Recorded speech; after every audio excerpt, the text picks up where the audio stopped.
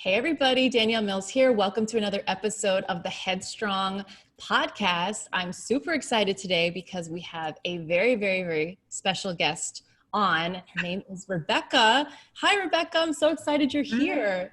Hey, I'm so excited to be here. I've been looking forward to this. Yes, and guys, just so you know, Rebecca is a total powerhouse. This lady is doing everything, and she's doing everything with so much passion. And I can't wait for you guys to hear a little bit more about her and kind of her story, because I really think it will resonate with you. So, Rebecca, can you tell us a little bit about yourself and kind of how you came to be this awesome powerhouse business lady? Okay, I like that intro. Okay, so yeah,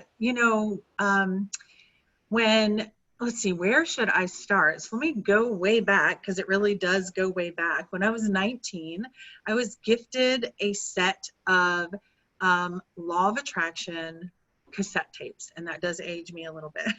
They're cassette tapes, and I listened to those tapes, and they really resonated with me on a really deep level. And like I was 19, I wasn't really ready mentally to implement everything that I was learning, but it was seeds that were planted. And I remember sitting in a parking lot listening to one of them and just crying and thinking, like, if this can work, I have to make it work.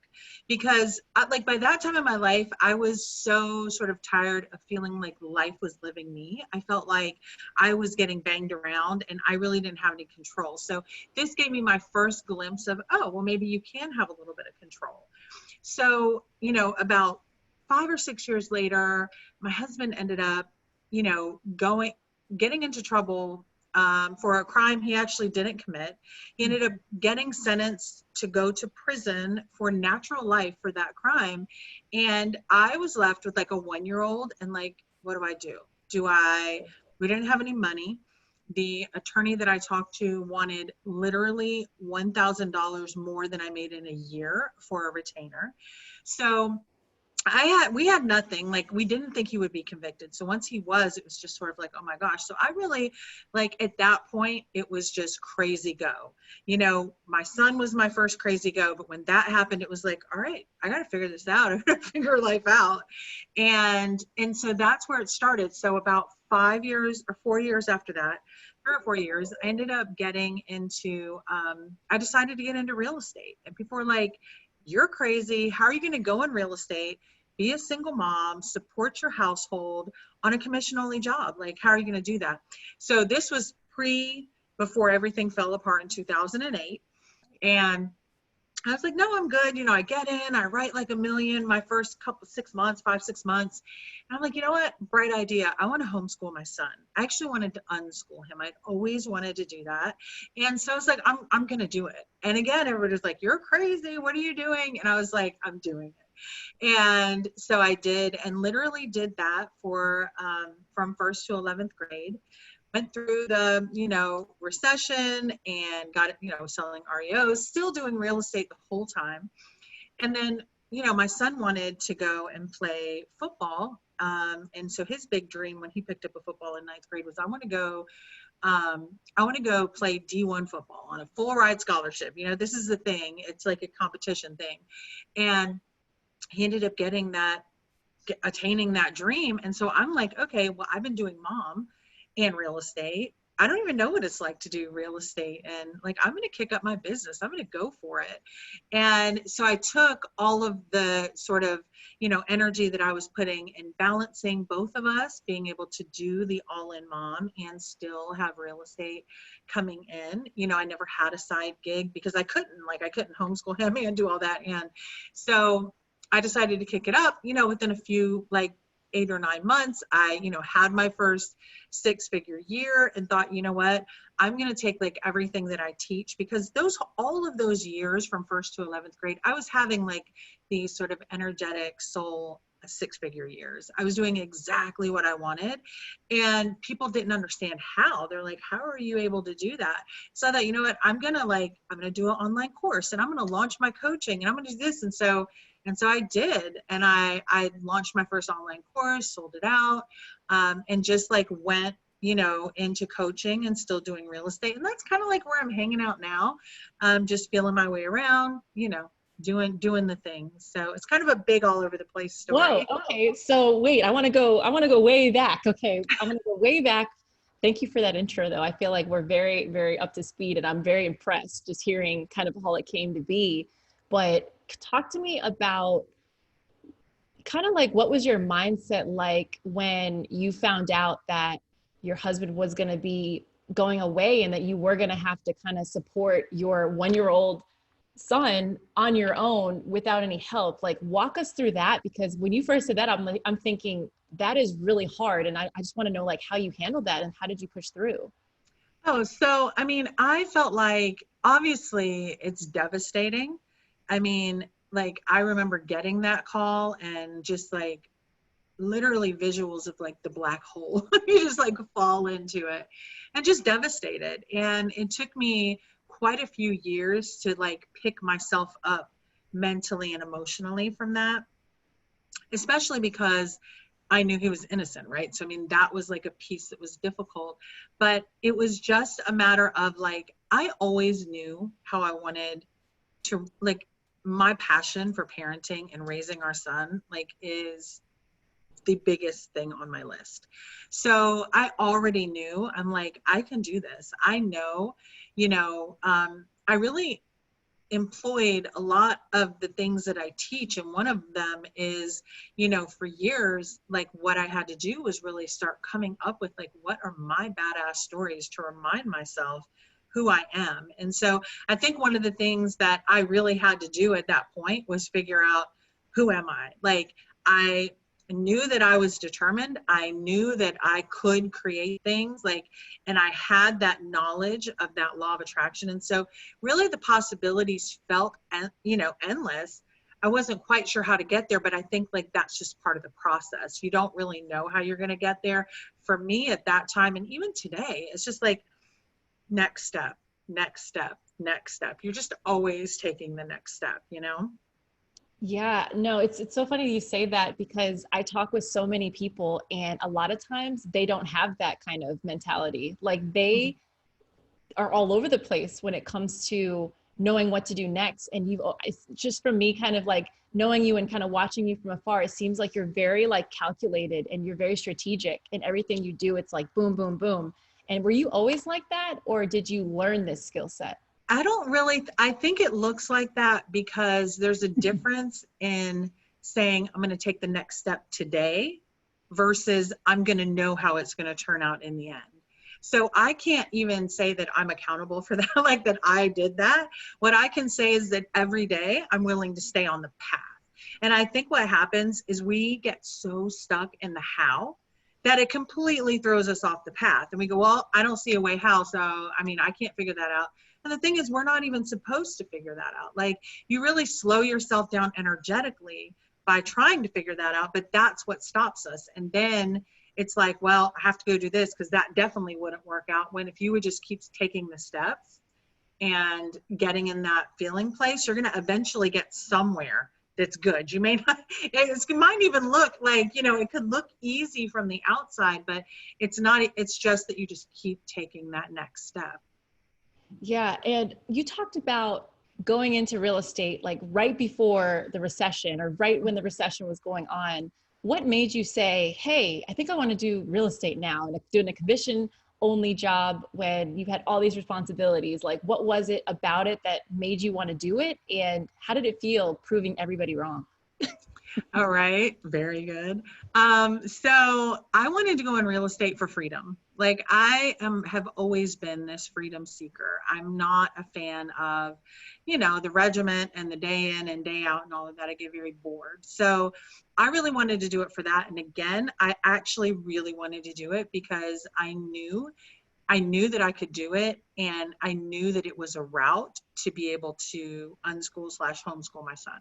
So that was like something that it was like once I heard this whole law of attraction piece and I started to see the results, like first I used it to go from the job that was $1,000 less than the attorney. I literally was $24,000 a year I was making. I used all the things that I learned to then create a job that doubled my income, gave me better benefits, gave me a better work schedule. Like everything was what I wanted. And then it was like, okay, you know, I had an opportunity to take a very small severance because I hadn't been with the company that long. And if you know about severance, voluntary Right. severance, right. And so everybody was like, don't do it. What are you doing? It was like a Johnson and Johnson company with like amazing benefits and all this stuff. And I was like, I'm out. So, so it was great because people wait, like they wait, you know, to go see, I told you, but what you know is like, that's just their fear talking. It really has nothing to do with me. So I don't even, at some point I figured out that their fear was like their doubt was not about my potential. Their doubt was actually about their potential. Oh, that's so true. People always want to put their limitations on you. And it's Yeah. like, yo, that's your problem. Yeah. And a lot of people internalize that and they're like, oh, am I good enough and all of that? And it's like, dude, you gotta like, that's why I think I'm so passionate about what I teach because I know I created something from nothing. Like there was no, oh, here you go. Let me give this to you. It was like, no, I really worked my ass off energetically first. Yes.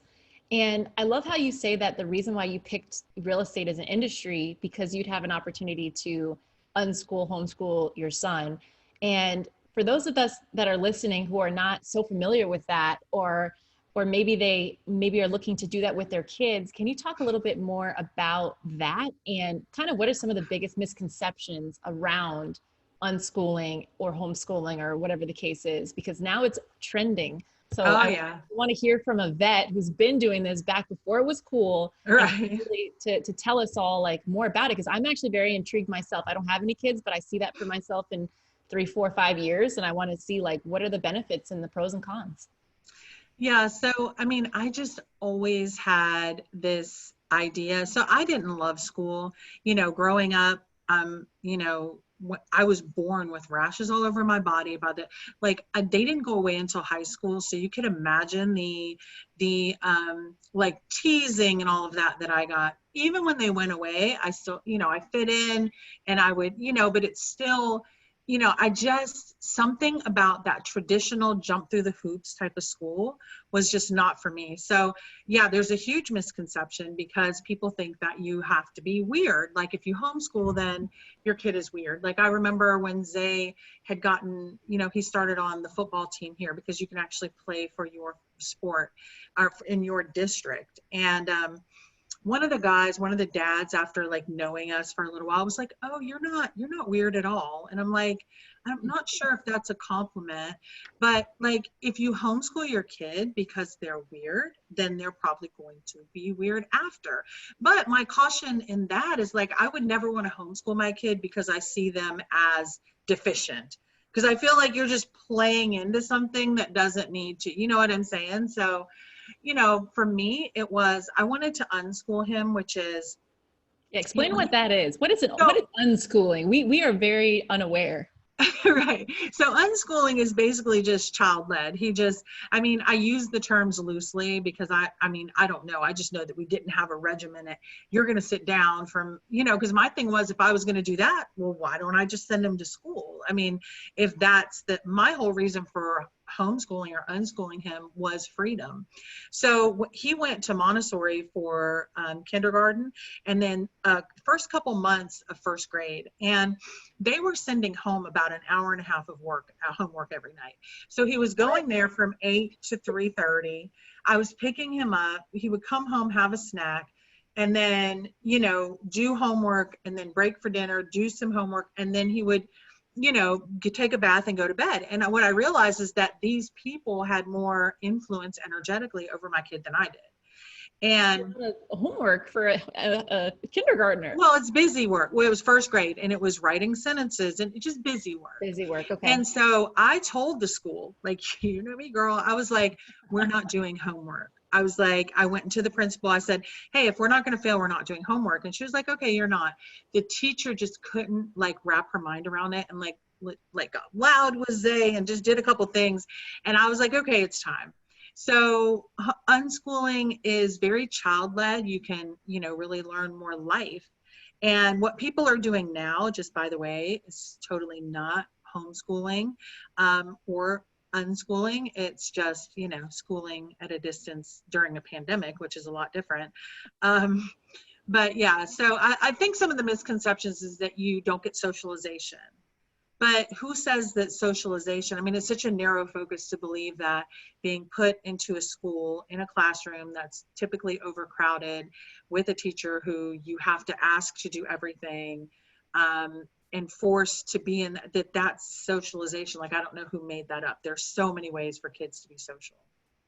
No, I totally agree with that. So by way of you saying it's child led, does that mean that, you know, kind of whatever they're interested in, you kind of go that direction, or do you Yeah. kind of like, yeah? So, like, for instance, if for Zay, he loved Greek mythology.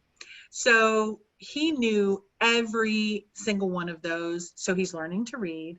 He's looking at the years that they're, you know, for instance, the years that they were around, how many kids they had, how many this, how many that. You're getting a lot. You can really fit a lot of a lesson into little things like reading ingredients, helping you cook. Like, you hear about these things, but they really do help. Like when you're in the kitchen, when you're like, he loved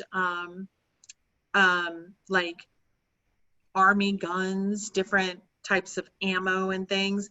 You know, I really just feel like if we let kids figure out what they like, what they want to learn about, we could just have a ton of really amazing experts and things that, you know, that they can figure out what sort of resonates with them and then become, you know, an expert cake baker. But, you know, at school, baking a cake, you're not taking into account the math. You're not, it's just hurry up and do the cake. So yeah, child led just means, hey, what do you feel like doing today? And trying to like pull the lessons out of that. But honestly, unschooling, there is no structure. Okay, no, that's good to know. I think it's really cool that even though you did unschool, that he was still able to go and play football and get a scholarship and Yeah. like do all these amazing things and do and go to college. But then I saw that he's taking a different direction, which is kind of really exciting too. You know, chasing Yeah. his business side of it. He's pulling from you a lot. You know, like Yeah. I think It's that's exciting. it is super Well, and you can actually write a diploma as a parent, like as their school, you can write the diploma.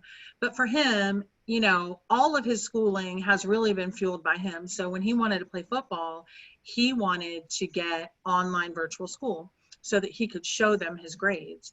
So Mhm. then he started to do that. And I didn't sit with him and go, okay, I'm going to do your work with you. He got on there and did it with the teachers and did the lessons. And so it really prepared him for college so that he could go and actually know how to manage all the things. Because I think a lot of kids don't have that because they pass these you know, athletes through, and that's a Oh whole yeah. nother subject.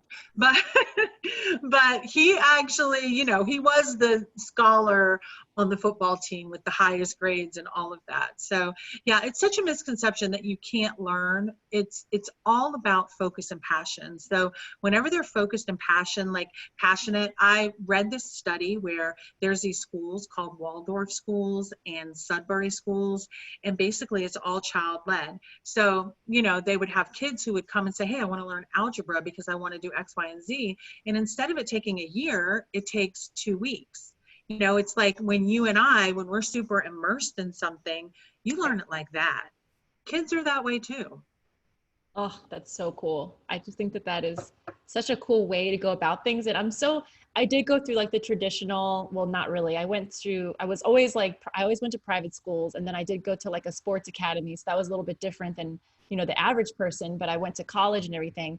But after coming out of it and being in like the working world, I don't necessarily feel like all of that truly prepared me Right. for life and what comes after that. I feel like a lot of the business lessons I've learned and the networking and things I've learned outside of schooling has been really what's made a huge difference for me.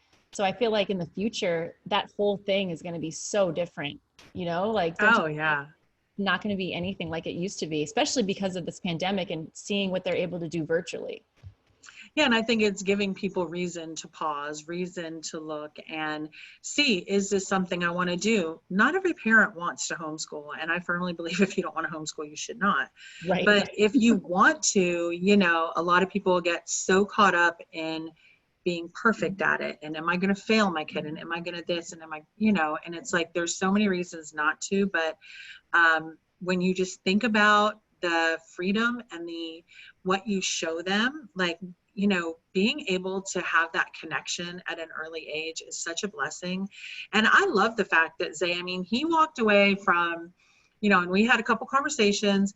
He was getting concussions. He, you know, was like, this is not worth it.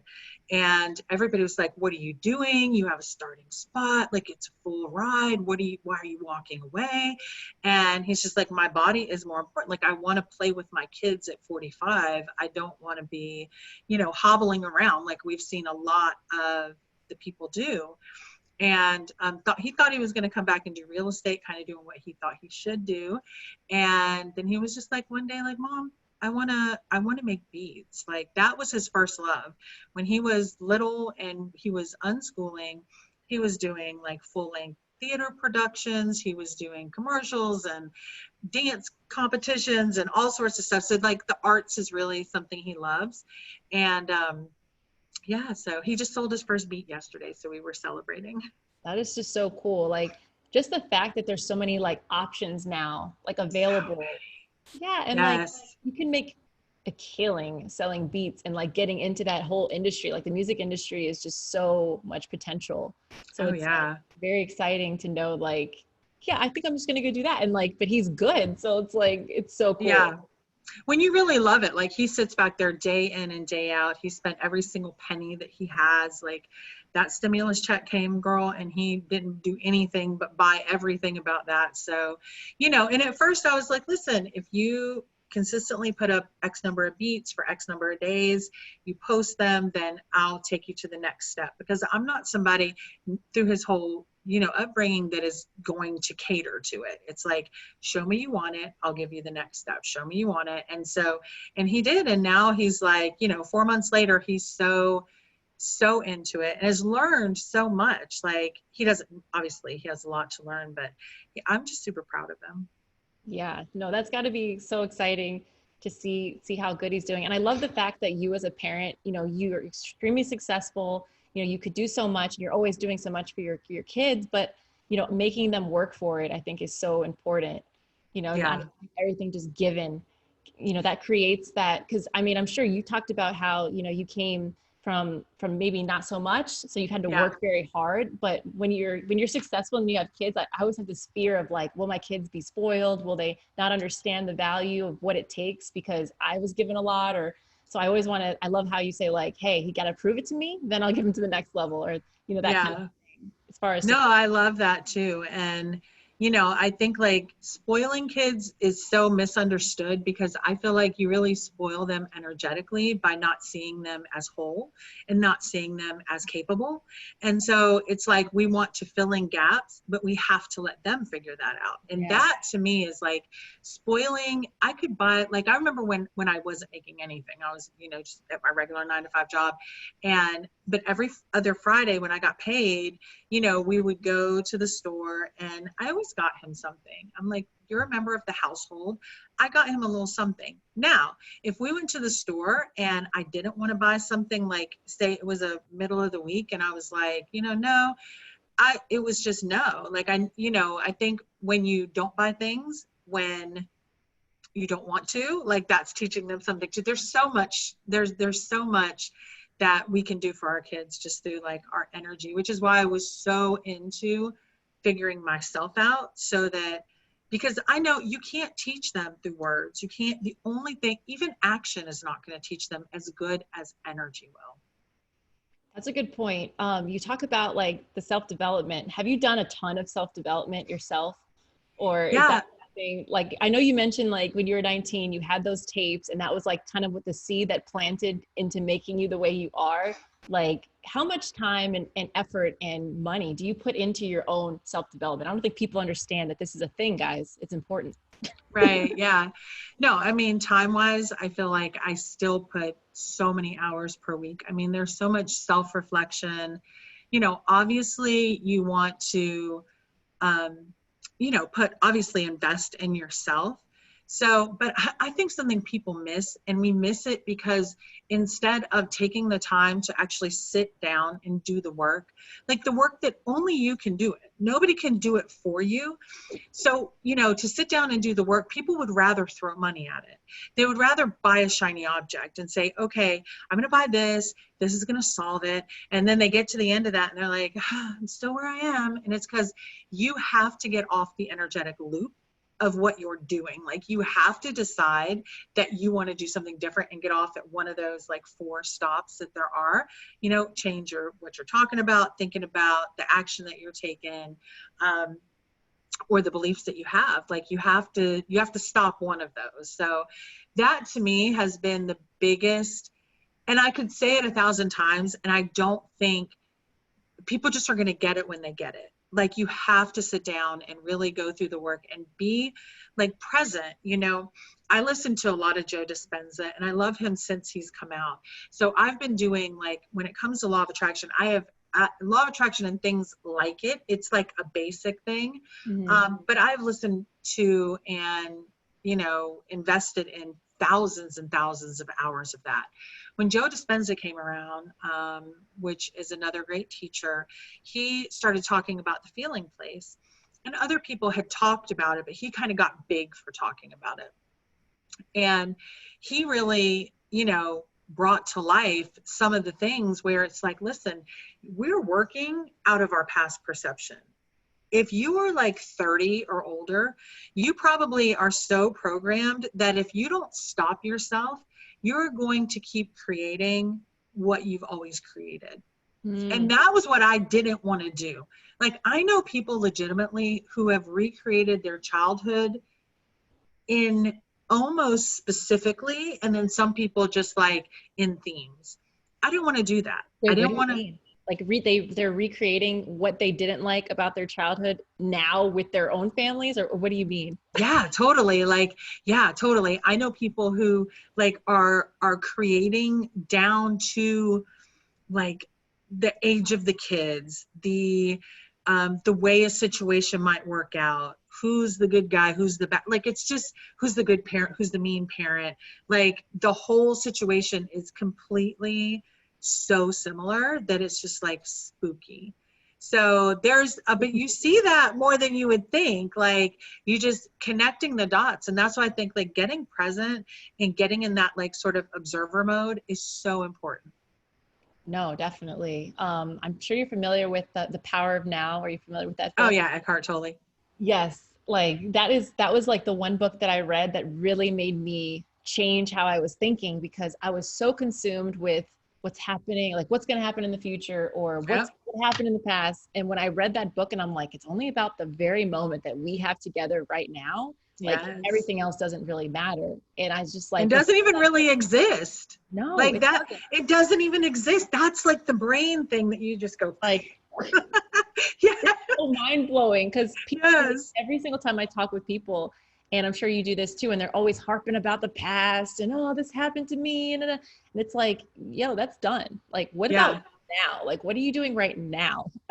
Right. And that focus is continuing to create those opportunities. Like it took me, honestly, I, you know, studied law of attraction before we had like the internet and, you know, all I had was CDs and or whatever, and I would just listen to them relentlessly. But, you know, I always thought of law of attraction in terms of things like, oh, you know, think the Lambo, get the Lambo, and things like that. And then it started to kind of progress to, okay, it's an emotional thing and it really is about how you feel. And then I started to realize that law of attraction is about creating opportunities. So if you are continuing to think the way you've always thought, you're going to create the same amount of possibility and opportunities. So you can't, like, you know, if what you think you want is this dream job over here, right? But that job is literally playing on a station, you know, 97.9. But where you're talking about, you know, what you're looking at and what you're constantly putting out there is on 95.1. You can't reach that opportunity. You have to change what you're willing to focus on. And that's the biggest thing. That's the biggest addiction we have. No, that is so powerful what you just said. Oh Mhm. my gosh. I'm sure a lot of us are curious and would like to know, do you have like a daily routine that you follow like every day? Or like how would you describe like your morning routine? Like walk us through that so we can envision like how does Rebecca do? Rebecca do. So I wake up. Um, yeah, I mean, every day I write one of two things generally, or I write a couple different things. It depends. I switch them up, but I usually always write a list of appreciation. It really does activate, a good space. Yes, Right. And preach. then I also write, like, I love to write scenarios of how things could happen. I Mhm. feel like it really opens up your possibilities, because we tend to get very narrowly focused of, this is what I want, this is how I want it to look, this is who I want it to be with, and it's like, what if we just let the universe, God, do what it does best, which is create the best possible version of what we want. So I like to write like possibilities. And I also like to do, like, sometimes if I don't do that, I'll do like a to-do list with like another line on the other side, like my universe to-do list. Just so it's like the things that are kind of weighing on me, I just like put it on that plate and go, okay, you go handle that. Um, and I meditate. So Joe Dispenza right now has a meditation called his morning meditation. And I really like it. It's really like such a powerful thing, because you activate the feeling place. And when you activate that for just 17 seconds, you've started to create, like, the universe is like, okay, we have what it is you want. Now your only job is lining up. So I love the idea of doing that meditation. It's guided. So I kind of flip between that and an unguided meditation. Wow. No, I love your routine. Like as you were speaking, I was like snapping like, yes, yes, yes. Would you say that the list that you write of kind of things that the scenarios you write, would you consider that something similar to like manifesting, What do or you is it mean? different? No, because it kind of sounded like it's kind of like you're manifesting things that you want, but you want the universe to kind of take it over. I wasn't sure if you considered it to be the same or not.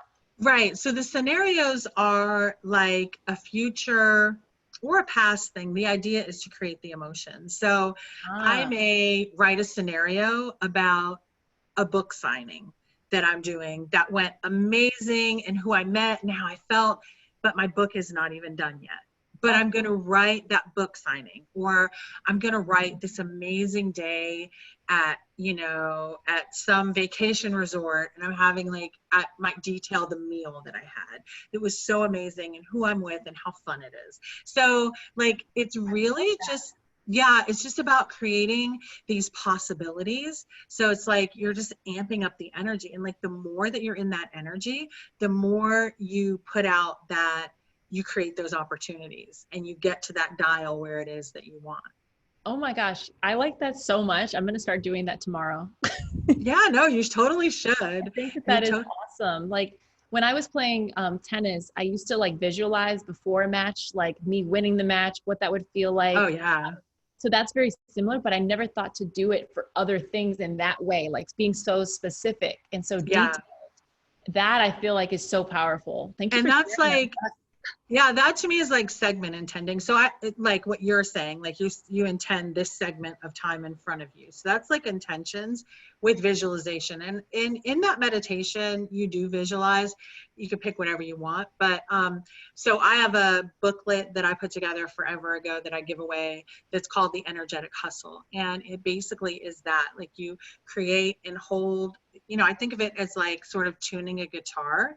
You Mhm. find the feeling place that you want to hold, and you create that note energetically, by thinking of something, by activating your heart center, however it is that you can do it. And Right. then that's like step one. Step two is setting your intentions, or doing like a to-do list if you want to. And then step three is those scenarios. That is so awesome. Thank you so much for sharing It's that with everybody. You're dropping major keys right now. Like, it's legit what I did to do, like, that packet right there is what I did to create, like, to raise my energy, because it really is not about creating. It really is making your lows higher and your highs higher. Like, it's really moving the energy up that matters. okay, I gotta ask you this question because I feel like I'm really interested just to hear like how you think. Okay, let's say that you're having a really, really bad day, or you just got some extremely bad news. How do you handle that? And do you allow yourself to like feel that sorrow and pain, or like, how do you handle like a bad situation and how do you get through it? So yeah, I let myself feel that totally. And I think that there's this toxic LOA, like law of attraction positivity thing that goes on where people are like, well, just find the silver lining and just feel good. And it's like, when you're in this bad place, you have to figure out how to sort of bridge that energetic gap to where you want to be. But when you're in a bad place, like if you're in like say anger, you can't go to love from anger. Like that, those aren't even in the same vicinity. So for me, when I have a bad day, girl, I get whatever ice cream I want. I sit on the couch if I want. I release any guilt for anything that I should be doing. And I just chill out. And because as you can kind of, and I try not to think about it, because one of the tricks that I use is I try really hard to use my focus. When something like that happens, I try to not focus on it. And of course, at first, you just have to like let yourself feel what you feel, but be open to releasing it. Like be open to letting it go at some point. My friend is always like, you have a 3-day thing. Like you're a 3-day person. And she's like, I can watch you come up over 3 days and then finally you're done. And so I think it's super important to feel that, because if you don't feel that, you're going to continue to create it. Like those are the perception, those are the pieces that like are in the recipe of our perception that continues to create. Wow, that's so powerful because so many people, when something bad happens, they either hold it in, they won't allow themselves to feel, and then they're holding that in, like you said, or the reverse, they're letting it all out, and then they can't contain themselves or bring it Right. back. So it's like that, finding that medium, I feel like is. I think it's like as you start to work on your energy, you you first of all are not going to have as many of those, and when they hit you, those emotional hits don't hit you the same. So it's like it's a different thing. You're still obviously going to have bad days. I mean, I totally have bad days, but it's just like it's just a different feel. So yeah, I mean, letting yourself feel it is maybe one of my top messages, is feel where you are, be real about it, and then you can do the work. Because like it's just like a map. Like if you go and put in your map, your phone, where you want to go, if you don't know where you are, your phone cannot tell you where you want to go. Like you have to know where you are to know where you want to go. So being like honest about that is the best thing that you can do. Because like legitimately like that negative emotion is only negative because of our judgment. It's actually there to help us expand energetically. But we name it like bad. But if we go, oh, okay, well, okay, I'm gonna take my expansion. Looks like something's coming. Then you can kind of lighten it up a little bit. Wow. No, that is super powerful. I want to talk to you about She's Offendable Oh and yeah. your No, passion. unoffendable. She's Unoffendable. unoffendable. She's unoffendable. Everybody is offendable right now. I'm unoffendable. Yes. Talk to us about that, how it came to be, and what it does for you. Like what, tell us all about it. I think it's so cool. So She's Unoffendable is just an idea that I had one day, because I was thinking how, well, honestly, everybody does get so offended. And like, how do you stop taking emotional hits? And how do you start taking your power back? And that has been I'm super sensitive. And so I've always been on this mission to, how can I feel good? Like no matter what's going on, how can I be that mountain that isn't being shook when the tornadoes are flying all around? Like, how can I find that space? So becoming unoffendable to me is all about finding your connection and being okay no matter what's going on. Like, yes, you might get upset, or yes, you may take an emotional hit, but they just don't hit the same, because you've done the work, you've done the belief work, you've tightened up all the weak links in your energy, so that nobody can really take you down. Do you know what I mean? So like that's like, I'm super passionate about that with women, especially because I feel like we tend to give ourselves a really hard time, and we're amazing. Like we are seriously epic. We're so awesome. Yeah, that's so true because people put so much pressure on themselves, Mm-hmm. or like you said, they let things bother them. And I think it's just so powerful to like, feel something, but like let it roll off and then be ready for the next thing and not let something take you down because your own confidence is enough. Yeah. And like, give yourself be kind enough to yourself to do the work so that when this stuff happens, like you're in a better place to deal with it. So that way you can start creating, like it's more of a preemptive approach to life versus like just letting life hit, live you. You're like taking the next hit, you're taking the next thing. It's like you're deciding, this is how my day is going to go. This is what I'm going to look for. This is how I'm going to show up. And so it's just being much more mindful of how you move through your days and doing the work of the things that you need to. So like, I'm not a big proponent of going back and healing every trauma you've ever had. But if you have cycles that are going on in your life, if your life isn't exactly the way you want it, then I think we all have room to continue to work on stuff. Oh yeah, you can always be a student and there's always room to grow because you Yes. never stop growing and evolving and Yeah. improving. Is Yeah. do you do a lot of work with people who are struggling with this? Is that the kind of like coaching and consulting that you do, or the like talk to us about like what you do and kind of how you help people? Right. So I do coach women.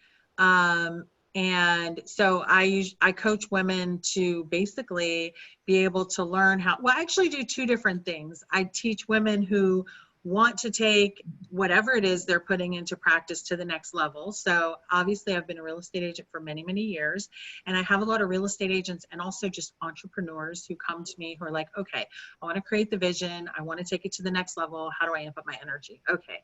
And then the other one, which is probably a bigger piece, are people who want to stop taking emotional hits. They want to have more emotional control over their lives. And that is my bigger piece. And I deal with everybody. It's so funny because people think, oh, well, it's money. If I have money, then I won't be upset or I won't. And I have right now two different people who are legit millionaires that I am coaching. So it's not money. Money doesn't make you happy. Money isn't going to change it. You have to do the work. In Oh fact, yeah, money could like amplify it and make it worse, I feel like sometimes. more money, more problems. More money, more problems. Yes, and like you said, it only magnifies things, and then people Yep. want a piece of you, and then you Yep. like, it just creates a lot. So, Yes. oh my gosh. So talk to us. What do you have? What's next for you? What's coming up? Anything you want to tell us about? Where can we look for you? All of that. So you can find me, my blog, all my things at she'sunoffendable.com. Um, I have a membership I'm going to be launching in the fall. That's really just for agents, for real estate agents, just to teach them how to take it to the next level. Mm. And then I have a book coming out. So you can find anything about coaching. Yeah, the book is going to be a guidebook totally for women, really about everything I'm talking about here. It's going to have all the concepts and then, some of my story in it. And then eventually we'll have a workbook that goes with it. So I'm super excited about that. Oh, I'm really excited about that too. I want to get that book. Yay, get the book. Yes. Well, you'll have to come back once the book is done to tell everybody about that as Yes, well. yes. Thank you so much for coming on here and sharing, your story and dropping so many nuggets to our audience about energy and mindset and just pushing through. Is there any last words or last advice you'd like to give our audience about kind of how to handle it, what to do next? I think the biggest thing is figure out, find a vision, like find something to latch onto and find that feeling place. Like people say it will become trendy. We're starting to hear it more and it sounds good, but actually do it. Like I can't say that enough. Do it. I work with people all day, every day who don't do it, like who don't take the time to actually do what it is they need to do. And one of the biggest like energetic snags that you can do in your energy is not doing the things that you believe that you should. So find those things. If you think you should be eating better, do it. If you think you should be working out, do it. If you think you should be spending another hour on your business, do it. Just that little thing will amp up your energy. Well, you guys heard it first. She's saying it. If you've always wanted to do that one thing and you haven't done it, time to do it, and time to Time take to do it. massive action, guys. 2020 Yes. is a year of massive action. We're going to move through things. We're not going to talk about them. We're going to do them. And Yeah. I really, really appreciate you, Rebecca. Thank you so much for coming on. Yay. Thank you. I loved it. It's so All fun. right. Thank you. Well, thanks everybody. I hope you loved this episode and stay tuned for next week. Talk to you guys soon. Bye.